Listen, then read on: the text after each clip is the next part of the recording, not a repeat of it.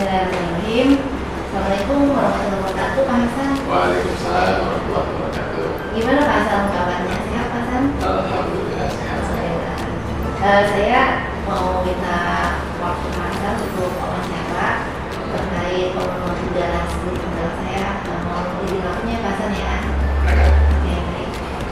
Jadi saat ini saya dapat tugas untuk mewawancarai kepala sekolah guna pemenuhan tugas modul 3.1, yaitu pengambilan keputusan berdasarkan nilai-nilai kebajikan. Bisa dimulai ya, Pak ya? Oke, baik. Oke, yang pertama saya ingin bertanya ke Pak Hasan yang sekarang menjabat sebagai kepala sekolah SMA IT Bunaya, yang pastinya sudah punya pengalaman di bidang pendidikan sudah lama sekali ya Bapak. Pasti sudah banyak permasalahan, sudah banyak kasus-kasus yang Bapak tangani dalam pengambilan keputusan. Dan selama ini bagaimana Pak Hasan dapat mengidentifikasi kasus-kasus yang merupakan dilema etika atau bujukan moral? Ya, baik. Bismillahirrahmanirrahim. Mungkin sebelumnya saya cerita dulu ya. Baik. Jadi saya ini sekarang dulu ngajar itu dari tahun 2008 di SMA swasta di Tangerang. Baru dapat kesempatan jadi kepala sekolah di SMP Hafiz Purnantika selama 5 tahun. Nah, terus sekarang 3 tahun nih di SMA IT Bunaya. Sebenarnya gampang. Jadi setiap sekolah itu atau organisasi kan dia punya visi misi ya, punya tujuan yang ingin dicapai dalam pembentukan sekolah tersebut. Dan itu pun harus kita tingkatkan dalam indikator perilaku banyak. Jadi ketika ada 1-2 kejadian yang sudah tidak dirasa ini kayaknya menyimpang gitu, nah kalau dibiarkan menyimpangnya semakin jauh gitu, nah itu biasanya ya kita akan melakukan tindakan-tindakan tertentu yang diperlukan. Tapi saya lebih mengutamakan tadi ngobrol gitu ya, bicara dari hati ke hati, mudah-mudahan problemnya selesai gitu kan, dengan win-win solution ya. Apalagi ini masalah etika gitu ya. Oke, baik. Selanjutnya Pak Hasan, selama ini bagaimana Pak Hasan menjalankan pengambilan keputusan di sekolahnya Pak Hasan, terutama untuk kasus-kasus di mana ada dua kepentingan yang sama-sama benar atau sama-sama mengandung nilai-nilai kebajikan? Kalau dua-duanya benar itu kan berarti kan kita bicara di cara dulu ya. Jadi ketika tujuannya sudah sangat baik gitu, biasanya memang dalam cara ini ya sangat tergantung dari pengalaman seseorang gitu kan. Dari pengalaman seseorang, cara dia dididik di rumah dan yang lain itu selalu mempengaruhi cara dia atau sudut pandang dia dalam sebuah masalah. Nah, sudut pandang itu tidak cocok untuk personal yang lain dan yang lainnya. Makanya kalau buat lembaga aturannya jelas, itu aturan lembaga, nggak bisa lembaga menyesuaikan dengan personal. Yang ada adalah personal yang ada di dalam lembaga itu dia menyesuaikan dengan nilai-nilai di lembaga. Jadi ya acuannya patokannya ya nilai-nilai yang dianggap di lembaga ini. Jadi dia sesuai atau tidaknya nanti tindakan yang kita ambil nanti seperti apa, itu pun disesuaikan dengan visi misi lembaga. Begitu Bu. Oke, baik. Berarti untuk pengambilan keputusan sekolah semua ya stakeholder harus mempunyai persepsi yang sama, yaitu berdasarkan aturan di lembaga. Baik. Hal-hal apa saja yang selama ini Pak Hasan anggap efektif dalam pengambilan keputusan pada kasus-kasus dilema etika? Saya kira tadi Bu, jadi meeting rutin dengan guru-guru itu sebagai tindakan antisipasi yang perlu dilakukan gitu. Itu kalau di meeting pekan itu lancar, semua permasalahan misalnya tidak keburu membesar, tapi kemudian terantisipasi dengan baik.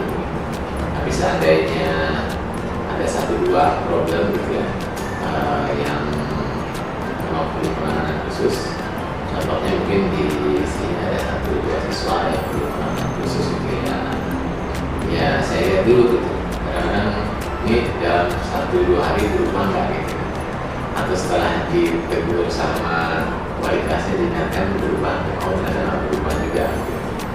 Pernah ada satu siswa seperti itu, akhirnya ya saya ajak ngobrol, problemnya apa gini dan lain.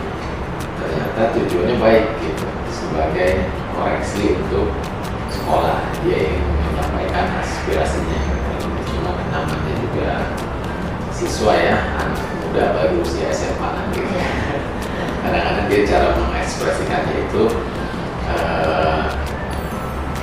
tidak sesuai gitu, atau mungkin dianggap melanggar aturan-aturan gitu. Tapi tujuannya baik, nah itu perlu disadarkan gitu. Jangan sampai tujuan yang baik tadi terjadi lagi dengan cara yang tidak baik. Nanti kita harus tahu, oh caranya begini. Kalau saya sendiri saya ngobrol, nanti setelah dia ngobrol dia akan keluar rumah sebenarnya begitu, sehingga solusi yang kita ambil juga ya sesuai harapan kita gitu. Jadi perbaikan, jangan sampai masalahnya selesai di permukaan gitu. Sebenarnya sih nggak selesai gitu kan. Gitu. Nah, kan kalau solusinya itu efektif, baiknya itu masalahnya benar-benar selesai gitu. Artinya dua-duanya saling memaafkan dan menyampainya. Begitu sih buat. Oke, baik, berarti penyelesaian masalah sudah efektif dengan program yang Bapak sudah terapkan. Ketika ada yang lebih urgent, Bapak akan turun dan biasanya diselesaikan. Itu sudah efektif ya? Biasanya sih. Alhamdulillah, selama ini sih selesai. Lalu hal-hal apa saja yang selama ini merupakan tantangan dalam pengambilan keputusan pada kasus-kasus dilema etika?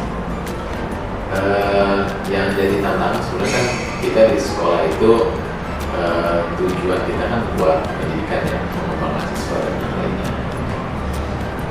Belajar dari beberapa kasus dan yang lainnya itu kita harus benar-benar mempertimbangkan kebijakan sekolah itu yang diambil itu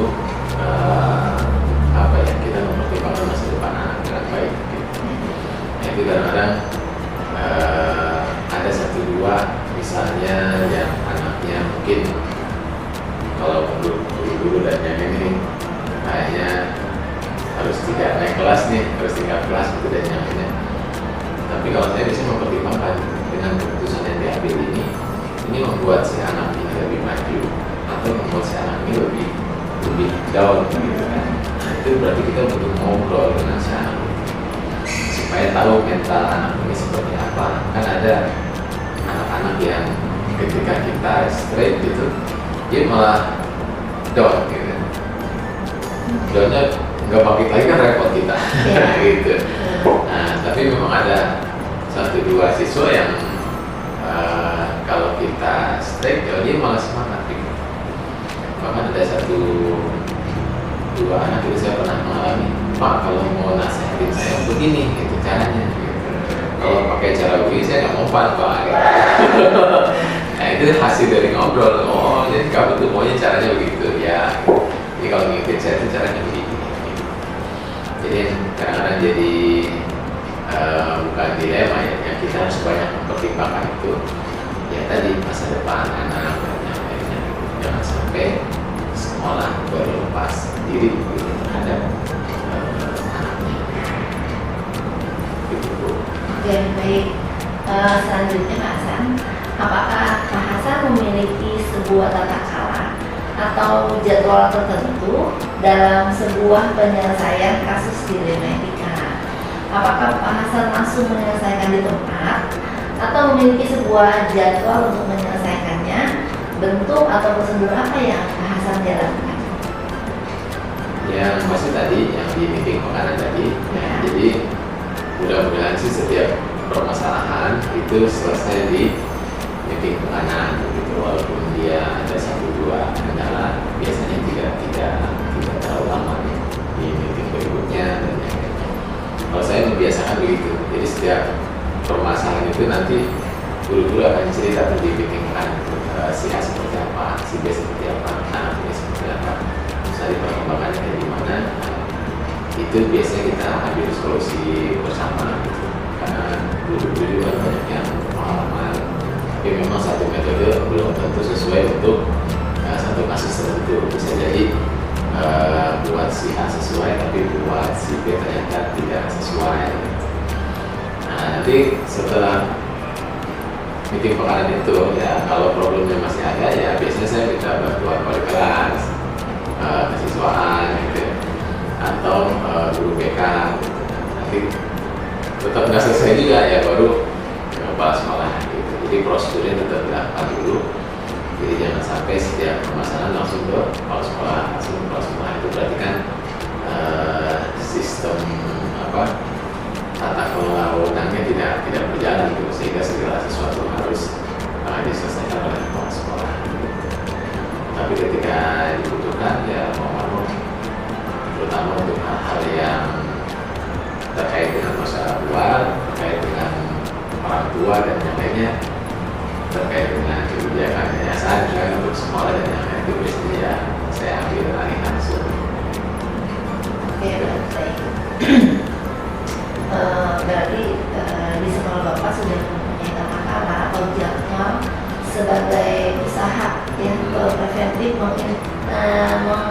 meminimalisir, mengantisipasi berbagai macam permasalahan yang nanti akan timbul dan bisa terselesaikan dengan usaha yang Bapak lakukan.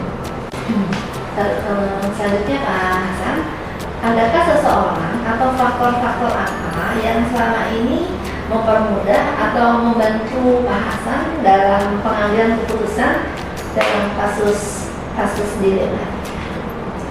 Ya, kita kan ada di posisi pertama yang terlepas sebaiknya.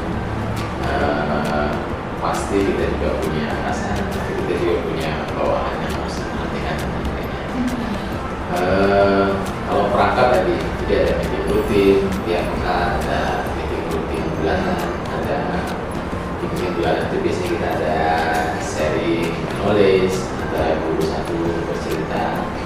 Nah, maksud kita adalah kita dapat mengatasi permasalahan di kelas. Sedangkan secara struktural itu ada wali kelas, ada wakasek kesiswaan, wakasek kurikulum, ada juga guru BK, yaitu selama ini sangat membantu saya gitu.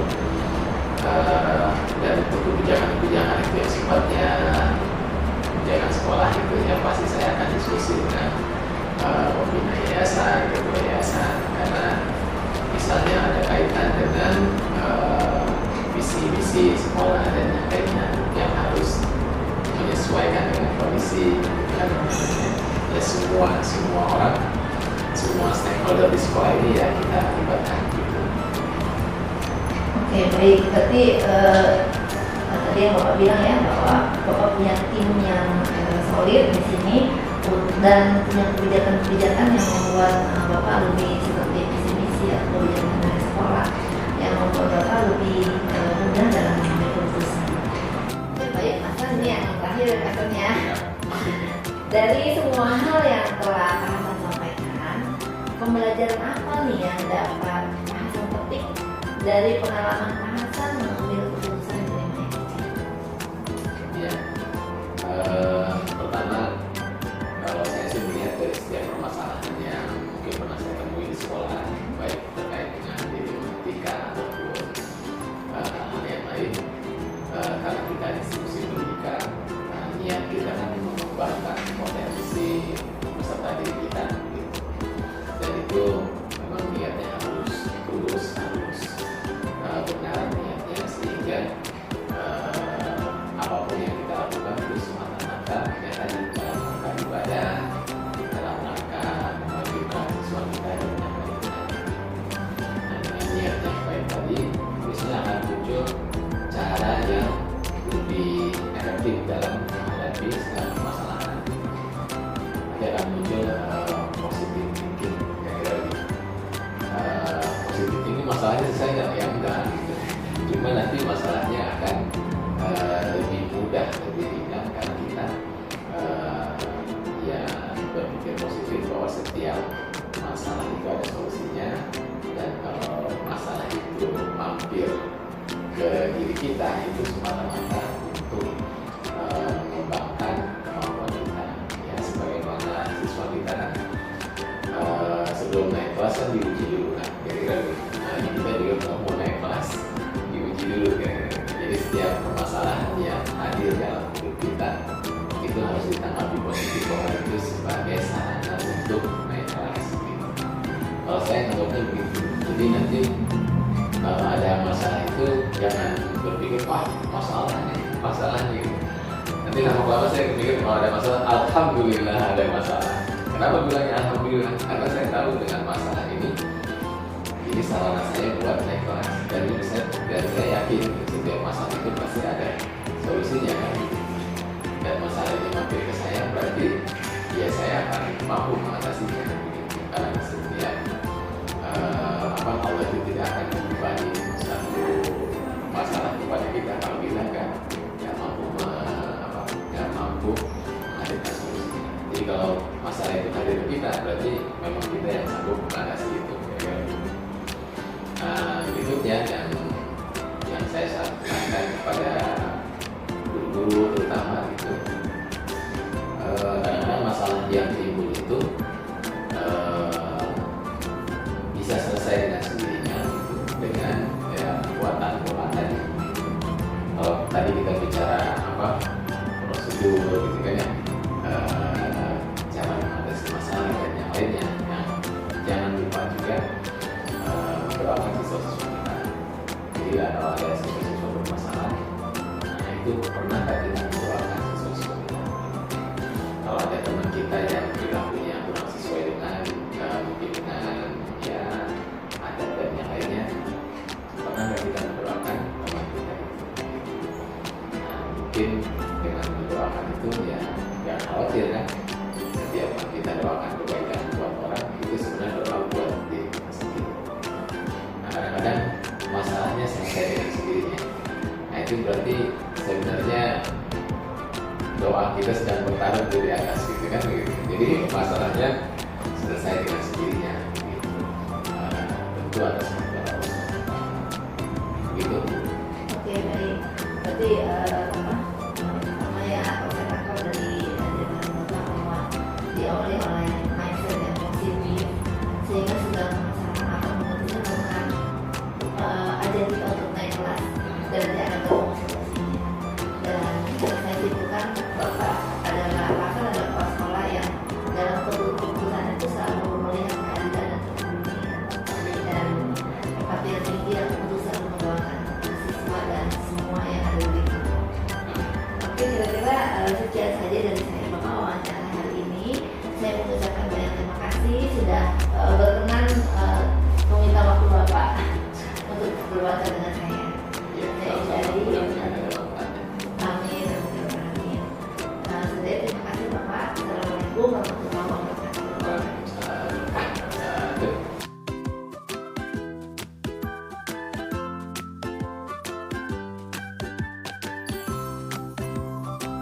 Oke, assalamualaikum Pak Teguh. Waalaikumsalam. Gimana Bapak kabarnya? Alhamdulillah sehat. Ya Bapak, mohon mengganggu. Saya ingin mengadakan wawancara dengan Pak Teguh dalam rangka tugas saya sebagai calon guru penggerak angkatan 9.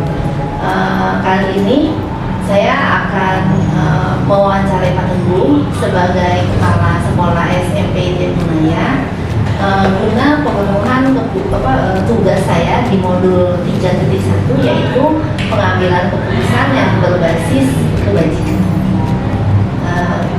Boleh saya mulai? Oke, baik. Oke, untuk yang pertama pertanyaan yang saya akan ajukan adalah selama ini Pak Teguh itu sudah cukup lama ya di bidang pendidikan, sudah belasan tahun, sudah hampir 20 tahun mungkin ya Pak Teguh ya. Jadi sudah banyak sekali pengalaman yang Bapak rasakan. Jadi dan banyak juga permasalahan atau kasus-kasus yang Bapak tangani. Dan selama ini bagaimana Bapak mengidentifikasi kasus-kasus yang merupakan dilema etika atau budi pekerti? Ya, ketika ada kasus tersebut ya, karena saya dalam arti mungkin melihat kasus itu seperti apa di lapangan. Setelah melakukan itu ada diskusi dengan tim. Biasanya dimulai dari tim wakil kepala sekolah, kemudian baru dibawa apabila cukup berat ya, dibawa ke rapat dengan beberapa dewan guru seperti itu. Jadi Bapak dalam menangani kasus-kasus yang merupakan dilema etika atau dilema moral itu diawali mengamati lalu melihat mesti berdiskusi ya dengan dewan guru yang Bapak bawahi ya. Oke. Baik, sekarang lanjut ke pertanyaan yang kedua. Selama ini bagaimana Pak Teguh menjalankan pengambilan keputusan di sekolah Pak Teguh? Terutama untuk kasus-kasus di mana ada dua kepentingan yang sama-sama benar atau sama-sama mengandung nilai kebajikan atau kita kenal dengan dilema etika. Di sekolah ini saya coba bangun komunikasi yang baik dengan wakil kepala sekolah dan beberapa ibu guru yang ada di sini. Jadi setiap ada permasalahan-permasalahan yang ingin dijadikan solusinya, yang pertama ketika permasalahan ini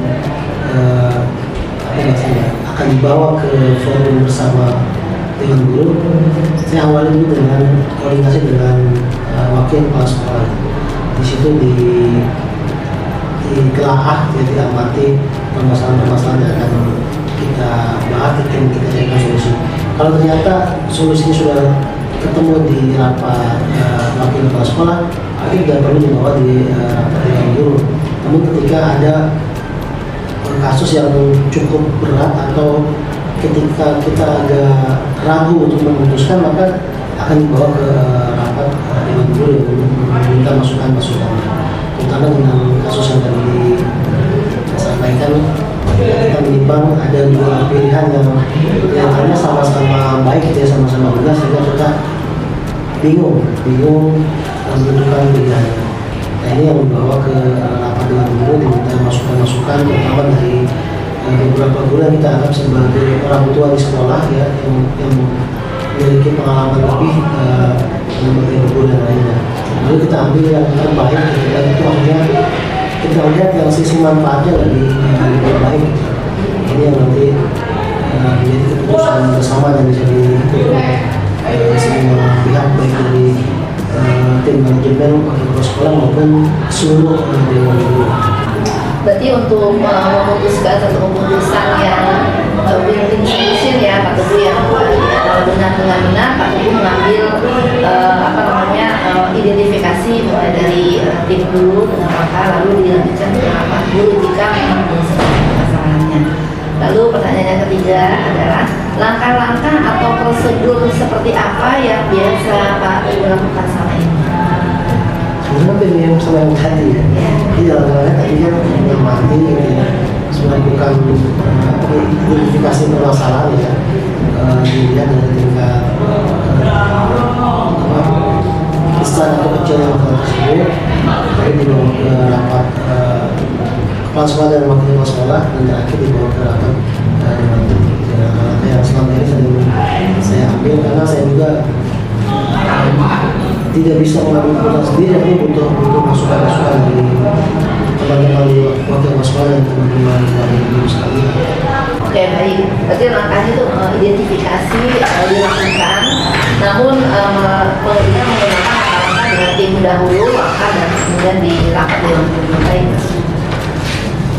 Lalu selanjutnya, hal-hal apa saja yang selama ini Pak Teguh anggap efektif dalam mengambil keputusan pada kasus-kasus dilema etika atau kasus-kasus yang ketika benar dihadapkan dengan benar?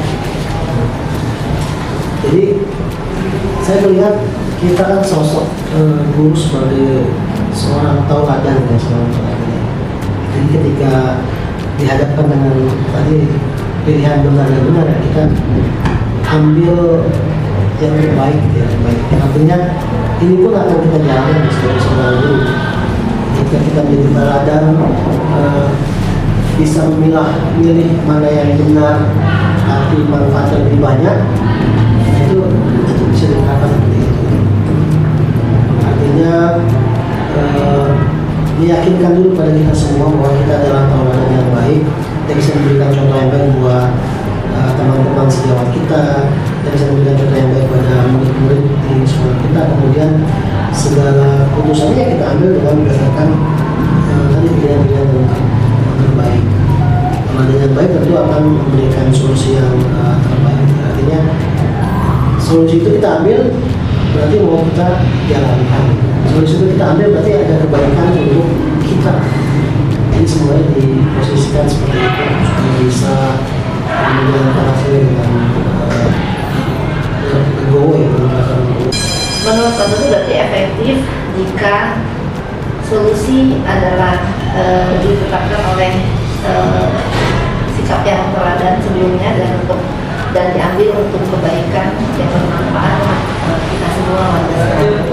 Lalu selanjutnya, hal-hal apa saja yang selama ini merupakan tantangan dalam pengambilan keputusan pada kasus-kasus dilema etika? Ya, terkadang ya ada kesulitan mungkin meyakinkan satu atau beberapa guru ya. Jadi kadang-kadang setiap kita mengambil keputusan itu di lapangan ada saja beberapa guru yang terlihat tidak puas dengan keputusan yang diambil. Nah itu ya sebenarnya kendala tapi tidak terlalu besar ya, bisa dikondisikan ya. Artinya kita kan berharap setiap keputusan yang kita ambil itu bisa diterima oleh seluruhnya, oleh semuanya. Kadang-kadang di lapangan ini terlihat ada beberapa satu atau dua yang terlihat sekali seperti tidak puas dengan keputusan yang dihasilkan. Itu menurut saya kendala ini tidak terlalu besar ya, kendala ini bisa dihadapi, bisa diselesaikan, tidak terlalu besar.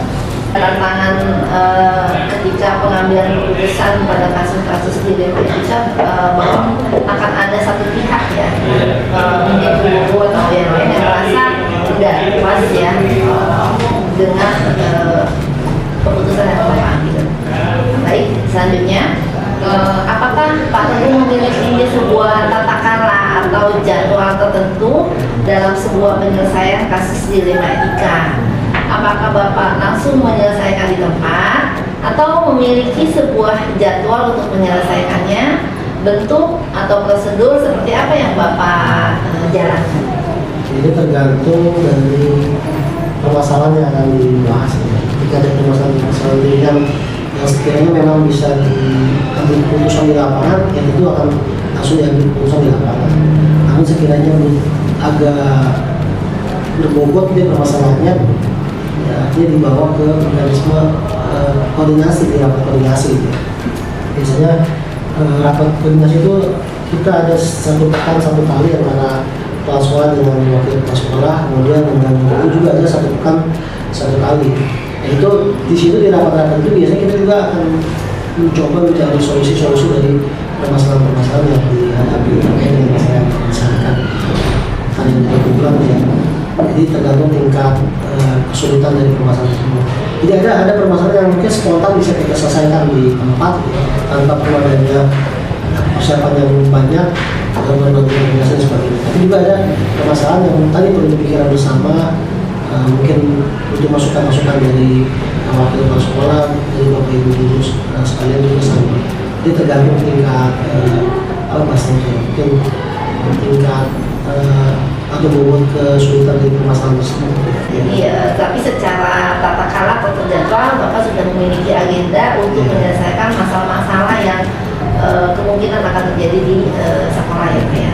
Baik, nah, adakah seseorang atau faktor-faktor apa yang selama ini mempermudah atau membantu Pak Teguh dalam pengambilan keputusan dalam kasus-kasus dilema etika? Yang sangat membantu adalah ketika tadi ya komunikasi antara kepala sekolah dengan wakil kepala sekolah itu berjalan baik, kerjasamanya berjalan baik, sehingga kita bisa kompak menyelesaikan masalah. Kemudian juga komunikasi yang baik juga kepada sejawat dalam individu yang lain itu sama. Itu sangat membantu, sangat membantu komunikasi yang baik di antara kepala sekolah dengan wakil sekolah, kepala sekolah dengan guru-guru. Jadi kalau komunikasi itu berjalan dengan baik, insya Allah setiap kita mencari solusi itu prosesnya tidak akan memakan waktu yang lama. Gitu. Oke, berarti seluruh stakeholder di sekolah Bapak libatkan dalam pengambilan keputusannya. Yang terakhir nih Pak Teguh ya, dari semua hal yang telah disampaikan, pembelajaran apa yang dapat Pak Teguh petik dari pengalaman Pak Teguh mengambil keputusan di 5 MICA? Ya, pelajaran adalah yang pertama, mungkin saya menempatkan diri sebagai seorang kepala sekolah adalah sosok figur yang harusnya menjadi tauladan untuk wakil kepala sekolah, untuk guru-guru, bahkan murid-murid yang ada di sekolah. Kemudian ketika menjadi tauladan berarti kan harus bersikap baik ya, karena sikap dan tingkah lakunya dijadikan contoh oleh di sekitarnya, sehingga dalam mengambil keputusan, memecahkan permasalahan-permasalahan itu juga diambil dengan cara-cara yang bisa menjadikan tauladan buat semuanya. Jadi salah satu hikmahnya adalah ya, dari kasus-kasus yang terjadi, dari permasalahan-permasalahan yang kita temui dan komunikasi-komunikasi yang kita jalin adalah kalau kita tidak bisa hidup sendiri, kita membutuhkan bantuan orang-orang di sekitar kita. Kita bisa menjalin kerjasama dengan baik dengan teman-teman, dengan sejawat, dengan sekolah, bahkan mungkin dengan yang paling utama adalah bahwa kita adalah seorang tauladan ya, seorang tauladan. Dimana setiap sikap kita, tingkah laku kita itu bisa dijadikan role model, contoh untuk orang-orang di sekitar kita. Oke, baik Pak Teguh, berarti Bapak merangkul semuanya juga untuk mengambil hikmah ya, terutama tanda dari semua keputusan yang Bapak ambil. Sudah selesai sampai di sini saja Bapak. Terima kasih sudah meluangkan waktu dan mau bersedia wawancara dengan saya. Saya ucapkan terima kasih. Assalamualaikum warahmatullahi wabarakatuh. Waalaikumsalam warahmatullahi wabarakatuh.